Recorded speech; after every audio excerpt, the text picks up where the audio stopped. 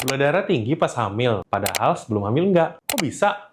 Jawabannya bisa dan berpotensi pada setiap ibu hamil. Nah, kondisi ini yang dinamakan sebagai diabetes mellitus gestasional atau yang disingkat sebagai DMG. Mungkin teman-teman pernah dengar ya sebelumnya.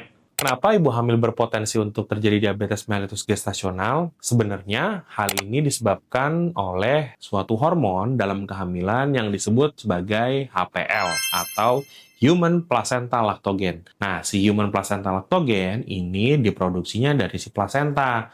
Jadi tujuan si HPL ini sebenarnya adalah untuk mempertahankan agar gula jadi tidak terlalu banyak diserap ke dalam tubuh ibu hamil. Nah, kondisi ini yang dinamakan sebagai namanya resistensi insulin, di mana kondisi ini sebenarnya mirip dengan kondisi pada penderita diabetes mellitus. Nah, karena kondisinya terjadi pada kehamilan, sehingga kita namakan kondisi ini sebagai diabetes mellitus gestasional. Akibatnya, pada ibu hamil, gula darah itu akan berpotensi naik karena sebagian besar tidak diserap dan dialihkan menuju ke si bayi. Apa dampaknya buat ibu hamil? Tentu saja kondisi yang berlebihan dapat mengakibatkan pertumbuhan janin itu lebih besar di atas rata-rata usia kehamilannya. Lalu yang kedua, dampak dari gula darah yang berlebihan itu sendiri juga tidak baik buat kondisi pembuluh darahnya si ibu, sehingga berpotensi menimbulkan hipertensi dan juga preeklamsia. Lalu bayi yang dilahirkan dari ibu yang mengalami diabetes mellitus ini juga berpotensi akan mengalami namanya hipoglikemia, yang mana kondisi gula darahnya pada saat lahir